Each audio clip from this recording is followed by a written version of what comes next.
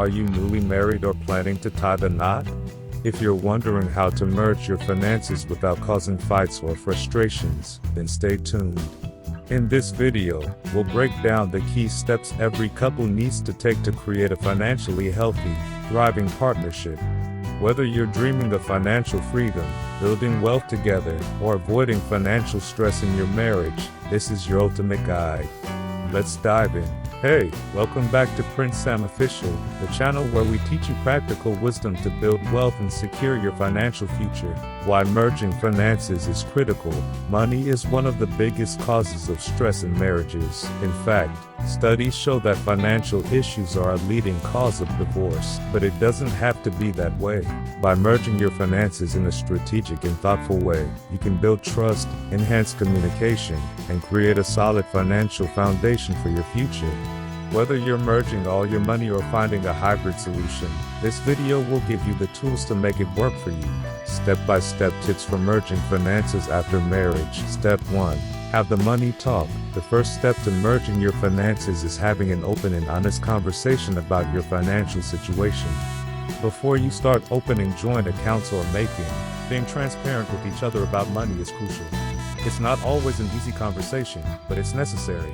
You need to know where each of you stands financially to build a plan that works for both of you. Tip: don't shy away from talking about financial fears or goals. This sets the stage for long-term teamwork. Step 2. Decide on joint versus separate accounts. One of the biggest decisions couples face is whether to combine all their money, keep separate accounts, or do a mix of both.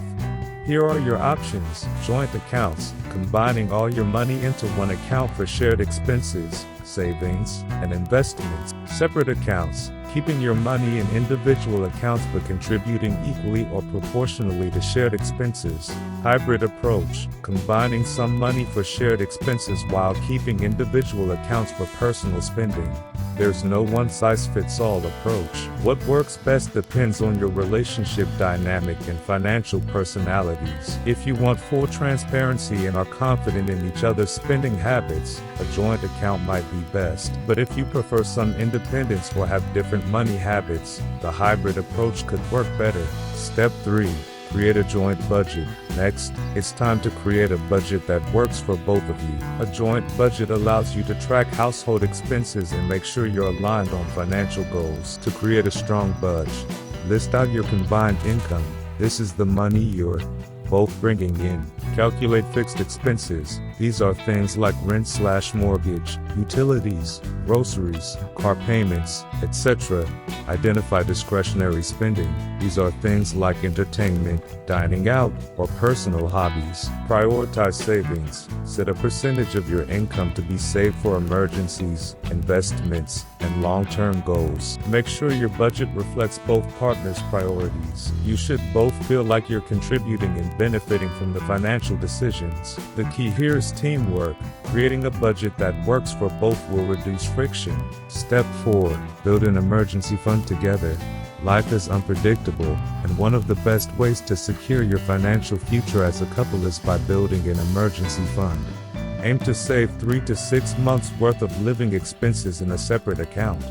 This safety net will cover you both in case of job loss, unexpected medical bills, or any other financial emergencies that come up. Tip: start small. Even saving just a little each month can quickly build a strong emergency fund if you stay consistent. Step 5. Tackle debt as a team. If one or both of you are bringing debt into the marriage, it's important to tackle it together.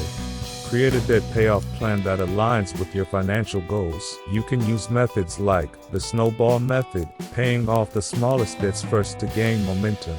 The avalanche method, paying off high-interest debt first to save money in the long run. Whichever method you choose, tackling debt as a team shows commitment and keeps you both on the same page financially.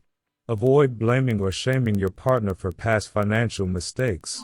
Instead, focus on the goal of becoming debt-free together. Step 6. Set shared financial goals. Now comes the fun part, dreaming about your future together. Sit down and discuss your long-term financial goals. Whether it's saving for a home, traveling the world, starting a business, or investing for retirement, Creating shared goals helps align your spending and saving habits. Set both short-term and long-term goals and track your progress regularly.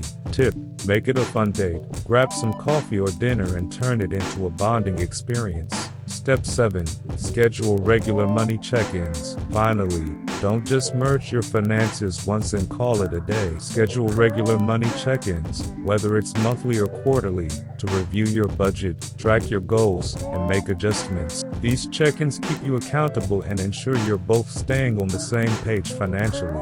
Tip: make it a fun date. Grab some coffee or dinner and turn it into a bonding experience. Merging finances can seem complicated, but with open communication, teamwork, and the right strategies, it can actually strengthen your relationship and lead to financial success. So, which step are you going to take first?